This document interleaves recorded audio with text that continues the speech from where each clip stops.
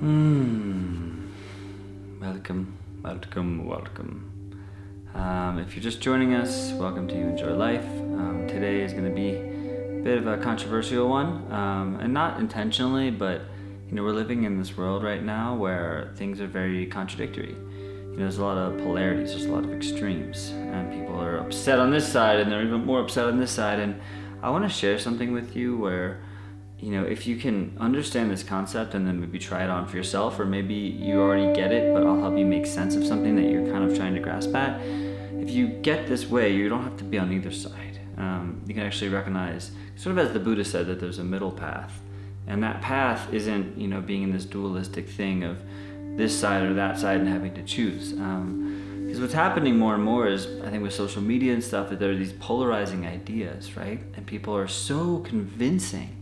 It's wild how convincing they are on both sides, and if you pick a side, you're going to get deeper and deeper and deeper into that side, because that's what you're getting fed. If you start following certain accounts on Facebook or Instagram, you're going to get fed more and more of that information, that, opinion bias, or whatever the term is, that basically helps to support your opinion, because there's plenty of information out there. Now, the trick is, for me, that you can either choose a side and get lost in the noise and really fight for what you believe, or whatever, or you can recognize that there is this middle path. And the trick is to recognize that within yourself. Because my thought is that people on both sides, they might be feeling so one way or the other, but there's always a point, right, where we tend to question ourselves and we start to say, wait a second, is this really real? Well, I'm already too deep into it, let me just keep going. So if you're stuck on a side right now, or you're feeling like, I don't want to pick a side, but I feel like I have to, let me explain something to you that will maybe change everything.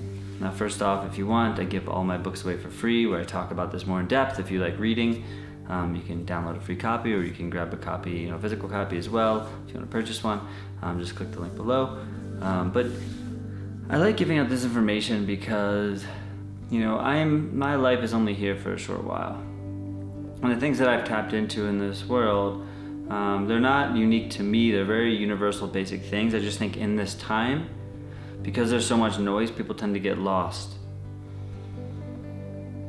They get lost in the noise. They get lost in the confusion and the excitement and the external. And I just want to remind you how to bring it back, because from this perspective, you're basically invincible. And that's really the topic of today, to be, I've heard the word unmessable, and what I mean when I say that personally is that no matter what happens, no matter what comes your way, you can deal with it.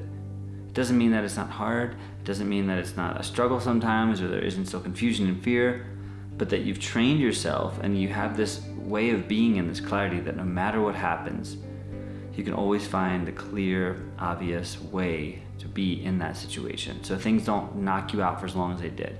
So for me, I still see myself going into fear sometimes, but the amount of fear that I experience, the amount of stress that I experience, the amount of anxiety that I experience is like that compared to anything else.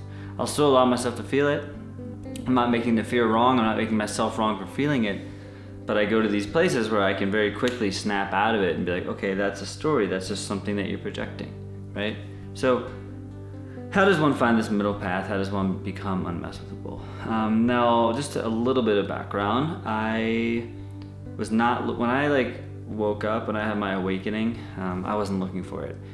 And I think that's because I never thought it was possible. The little bit of spirituality that I knew when I was, growing up was just, you'd see, yes, I am, you'd see these kind of characterized gurus and stuff on TV and in movies. And I was like, that's obviously not something I'm going to pursue or would never attain, right? So I kind of created this instant separation. And the separation within itself, I don't think is the issue, but what I found fascinating was when I started getting into meditation, when I started getting into spirituality a bit, it was just kind of I just wanted to learn how to calm my mind down a little bit and have less. It was very simple. But I ended up falling into a terrible depression. And, now meeting a lot of people and talking to people, oftentimes the awakening, we think it comes after years and years of meditation, doing sannyasas and all these different spiritual practices. But what I'm seeing more and more is most people have their awakening, it has nothing to do with spirituality. It's from a deep depression or a terrible loss or a bad accident. And so I want to make it very clear that when I say awakening and when I say enlightenment, These words have nothing to do with gurus and beards and turbans and wearing robes and fasting and stuff. Those are all things that people can do and pursue if it feels good, but to me they have nothing to do with waking up. Waking up, and I always use The Matrix as the perfect example in a lot of ways, where you have this character living inside this fake world, recognizing that something just isn't quite right. And then one day being told, actually, no, this world is fake. There's this whole other world that exists, outside of the Matrix. And then Neo, of course, takes the red pill and wakes up. Now, we can't just take a pill to wake up, but we have these experiences that wake us up. So I don't see waking up as good or bad, but I recognize that people that tend to pursue enlightenment, people that tend to pursue awakening, often never do it because they think it's a pursuit, right? They think it's something the ego can do, but the self can't want to know self. The ego can't want to know ego. And it doesn't mean that we don't have these characters. I'm not saying that I don't have an ego or a self and identity, but what I've come to completely embody and see is that self is not a single defined self. It's constantly changing. I'm always going through shifts. I'm never holding on to this is who I am, because the self exists in social dynamics. The self is something that we've constructed. People have told us things about ourselves. Oh, you're this. Oh, yeah, she's so funny, or he's a weird guy, or he's a good cook. Oh, okay, I'm this, I'm that, I'm that. That's the socially constructed self. So let me just make it clear, that's the self that I'm talking about. The higher self, the infinite self, we'll get there. But for the sake of who you think you are, we're undefinable creatures. So the more we try to grasp onto something, the more we end up getting depressed and frustrated and stuff. So that's why a lot of times I find that the waking up process for people comes in depression, because depression is your body going to this deep state of rest, saying, hey, I don't want to create this character anymore. I don't want to be the person that people wanted me to be. It's too much energy. I'm just sick and tired of it. And the body knows it's just in such a shutdown, right? So for me, I experienced a terrible depression. And the reason it happened was I was moved to New York City in a band, pursuing my dreams. And I had this job where I was in my car a lot. And I used to be a private eye, and I had to sit there and just wait for people to come out of their house, and then I'd follow them and this whole thing. It was 1 year. It was a very strange job, and I learned a lot. But most of the time, you're just sitting in your car. And I had a notepad to take notes, right? So I was just journaling. I had never really journaled before. And here I am. I'm 23 years old, just and I was going through a breakup, so I was already sad. And I'm trying to write down, trying to grasp what I know to be true about my life, about my relationship, all these things. What would happen is every single day I would write. And I would say, okay, this is what I know to be true, and the reason it happened is because X, Y, Z. And then the next day, I would go and I would read what I wrote and be like, that is complete bullcrap. And I would cross it all out, and then write, this is actually what's true. And that's what's happening day after day after day. So every day, the day before, I thought what I said was total lies and bullcrap. So I go in this process, eventually doing that every day, saying this is now true. I ended up in a place where, oh, damn, nothing's true. Life is empty and meaningless. And that sent me on a really big depressive spiral, because it was yeah, I'm living my dream in New York City, but who cares? Life is made up, everything's irrelevant. People just have opinions, ideas, and beliefs, and it's all just stupid. I didn't want to be alive. I wasn't trying to actively commit suicide, but I just didn't care to live.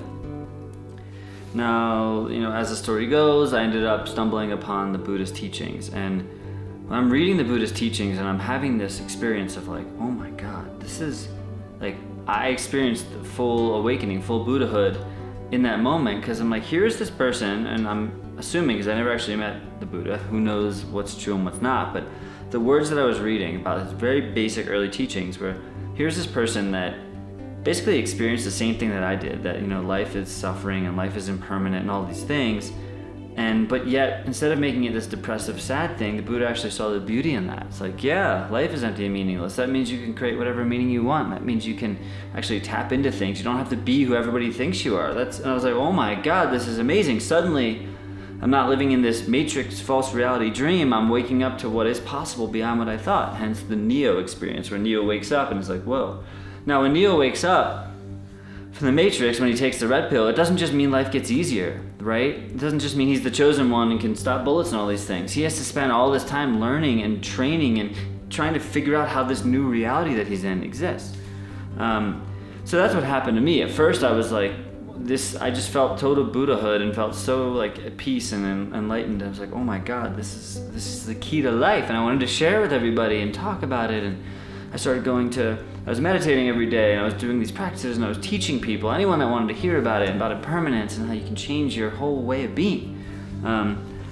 I remember with conditioning, I didn't even know, before Buddhism, I didn't even know what conditioning was. I didn't really understand that, like, I was conditioned to have stress based on certain situations, right? And that I could change that. Like, if I was sitting in traffic stressed out, that I could actually shift my mind, shift my perspective, and suddenly I'm not stressed out anymore. Suddenly I'm actually like, oh, I'm in traffic, I'm just aware, right? And that was a total game changer. So that's what I mean. Like, once you wake up, then you can do whatever you want. So if you're someone that thinks, if I do all these practices, if I do all this meditation and I go do all these plant ceremonies and all these things, then I'm gonna wake up. It's like, no, you're probably already awake, and a lot of times the things that you're doing are just like keeping you holding on to this false reality.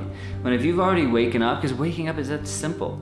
Enlightenment is not this thing that we spend our whole life studying under gurus and just, chanting and stuff, and then hopefully one day getting there. If you notice, most gurus, why is it that there's always the one guru that's the enlightened being, and maybe they're reincarnated and everybody else is the followers? If they're really teaching something that, and they say is attainable for everybody, why aren't people attaining it? Why is everyone like, right? Because it's not really enlightenment what they're sharing. This is all hierarchy stuff. And the longer you stay with the organization, the slowly you work your way up. But as the Buddha says, and this is a great teaching that isn't often talked about. It's been kind of taken away from like the Buddhist teachings. And again, I don't want to say that I know what the Buddha actually said, but as the story goes, when you see the Buddha on the road, cut off the Buddha's head. And it might sound really violent. You're like, oh, but Buddhism's so peaceful. It's like, no, Buddhism is not peaceful. That's the external projection that we've been sold to believe that it is. And there are peaceful elements to it. There's a lot of beauty to it. But the process of waking up can also be more like spiritual warfare, because you have to destroy all the things that you believed were true. And that was the process that I went through. I didn't even know I was going through the process until years later I discovered a book, or maybe actually months later, called Spiritual Enlightenment, The Damnedest Thing. And in this book, Jeb McKenna, the author, and I say author because actually no one knows who Jeb McKenna is, and that only blew my mind more because it's still the most impactful book I've ever read. Jeb McKenna talks about this process that he kind of named as spiritual autolysis, which is like the purging of all the things that you believe. So when I read his book talking about that was the process, and that was like the thing that actually gets you to awakening, I was like, oh my God, that's what I did. I just naturally did it sitting in my car, and it just happened. So when I talk to people now that are stuck or they're depressed or they're confused, I'm like, purge out the ideas, get clear on what you know for certain to be true. And I'm not saying like, oh, 1 + 1 is 2. I'm not talking about those, or this shirt is yellow. I'm talking about like actual truth. What do you actually know with 100,000% certainty is true? And if you start writing about that, and then if you write something, you're like, well, I know this is true. Well, how do you know it's true, right? And what makes it true? And you start realizing that all life is based on layer after layer after layer of fabricated lies. And I don't say that in a negative way, but rather this is why I think we're brought into this planet, perhaps, is to actually look through those things. So when we see fear come into our life, we have a choice to just bow down to it, or to accept it, or to transcend it.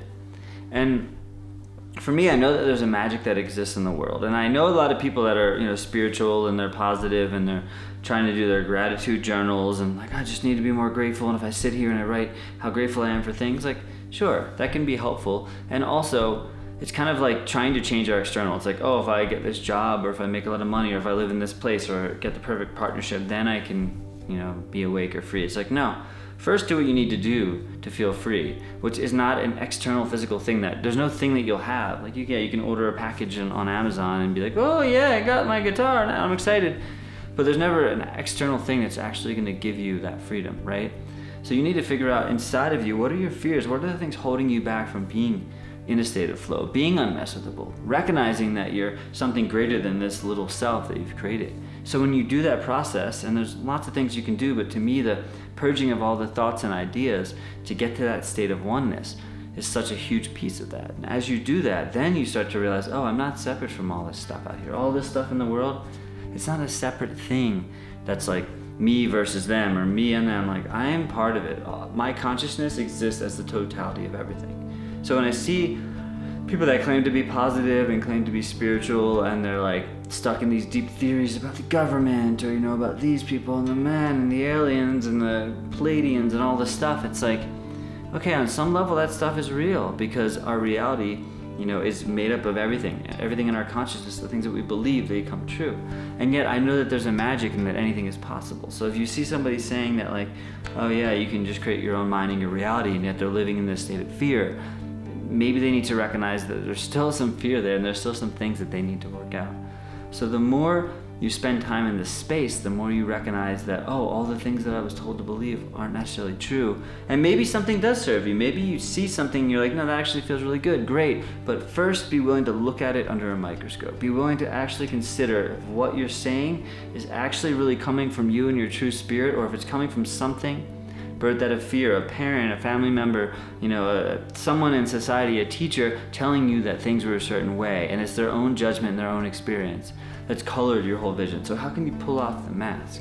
Everything that I write about, all the books that I have, which is, and again, link in the bio or down below, whatever the heck, they're all free, and they're all explaining this concept through different mediums. That's what Cooking with Your Best Friend. If you're into cooking, I explain this process through my experience of cooking. Walking barefoot with your best friend. If you're into like living barefoot, it's the same thing. The shoe, this false prison that we put on our foot is the same thing as the false mask. And when we take it off, we start to see what's underneath, right? And underneath there's something so amazing and so incredible that's there. And this is why I say you can get to a state of being unmessable. This is the middle path.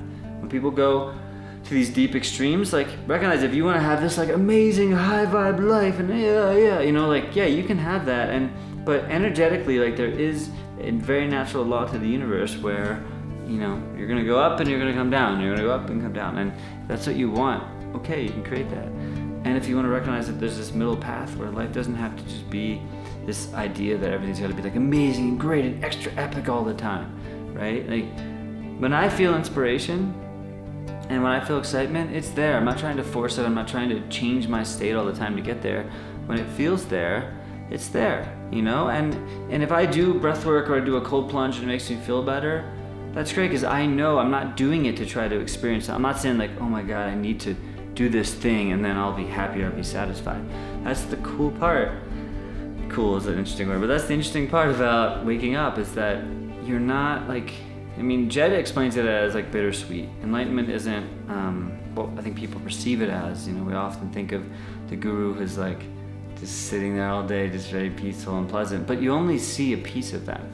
Have you ever actually lived with a guru? Or you just watch videos and read books and things, and maybe you go to their classes or whatever, but people that claim to be this thing, they often give off this vibe, and I think it's like a marketing thing. That's what people seem to think of when they think of somebody who's enlightened. They're like, oh, this person's just so amazing, and they radiate love and they radiate beauty, but you're only seeing a little taste of them. And they might be legit and they might not. I'm not saying whether they are or not, but recognize that if you get caught up in the material, if you're getting caught up in the idea that this person is just so blissed out, and if I just like practice sitting like this all day and being really blissed out, and maybe I'll start floating an inch above the ground too.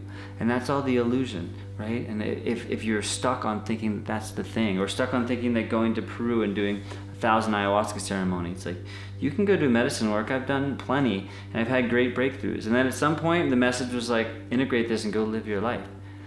People get addicted and attached to these highs, or these like, oh, I want to be a shaman, and the shaman knows everything, and it's like you end up taking yourself away from the reality that healing is always happening. You can have big breakthroughs, you can do psychedelics and have an amazing breakthrough, but you can have 1 million of those, and to what cost, right? So if you're having these breakthroughs, how can you integrate them? How can you realize that the healing happens all the time? It's like I can go see a healer and give him $150 to do some session, and then I can feel amazing. Oh my God, I feel so relaxed and so peaceful. But then you go back to your life, and what happens when life creeps back in, right? What happens when, the other 23 hours in your day and the 24 hours of every day and the rest of the week, what do you do then when that healer's not around? So we can cultivate our own healer inside of us. It doesn't mean we don't seek help and seek support, right? That's why my partner and I do private retreats here where people come and they stay with us and they actually get to live in this space, in this resonance. Now, I don't do that with many people, right? Because there's only one of me and one of her. But that's why I love sharing videos. And a lot of people will never actually meet me in person. So I create as much as I can online and for free for anybody that wants the resources. And then if somebody wants to go deeper or have a more intimate experience and really see what it's like to live in this life, in this state of flow, cool. come check it out. You can always email me at youenjoylifemusic@gmail.com and just say that you're interested, and I'll share more. But again, if you cannot physically be here with me on a retreat or an event or whatever thing that I'm doing, in a way it doesn't matter. Because for me, like, the journey, it's something that's always happening, right? It's something that you're constantly learning and growing.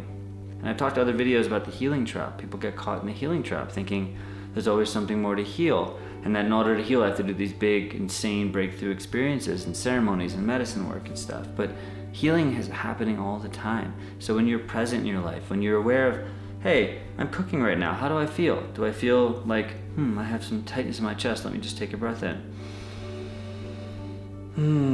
Okay, I'm aware that, there's some anxiety maybe flowing through here, or I'm feeling stressed, or whatever it is. Like, if you're aware in everything that you do, well, then you start to become your own healer. You start to develop a discernment where you know the people that you want to be around, you know the things that actually feel in alignment and the things that don't. And to go back to the Matrix example, once you've woken up, like, waking up and enlightenment to me isn't what, again, people think it's like this spending 20 years thing and becoming a guru. It's like, no, waking up is actually really simple. And I think that most people at some point in their life, they woke up, but then they got scared because they think that no one else will get them and that they're crazy. Like, well, this isn't me. And then they go right back to sleeping, right? And I think deep down we can never really go back, but we try so hard to just, this is my character. If I tell anybody, I'm going to give it away, and if I give it away, well, then they're going to think I'm crazy and throw me in the loony bin. So we just hide it. But I think most people have that experience, so I love reminding people that, like, hey, actually, that you're not the crazy one. That's actually a very normal process, to wake up and realize that the world around you and most of what you were taught is lies and crap, and that there is a process to start. Once you've seen that, once you've gotten a glimpse of it, well, then you spend years and years and years of your life learning about all the things that you've done and how your body has shifted itself in a way, and your mind and your reality has created a whole version of itself because of all these lies, and that you can start to pull them apart and change them, and then you can change your reality, and you can actually exist in a state of presence, in a state of flow. And being in that state is when you become unmessable, because you have an understanding of the universe and of how it works, and you have a relationship with the universe of trust and of knowing that things are going to work out the way they need to work out. You're not afraid of death anymore. You're not afraid of pain. You're not afraid of loss. Doesn't mean when they happen that it's, if you lose someone that you love, doesn't mean it's not painful. But the way you experience it is totally different. You allow the pain in, you allow yourself to feel that, you go into it, because you know that there's a reason that happened, that nothing is random. That within your being, everything your experiences is why you came here on this planet to experience those things. And that is being unmessable. Hope this is helpful. You can always email me with questions. youenjoylifemusic@gmail.com, and we'll talk soon.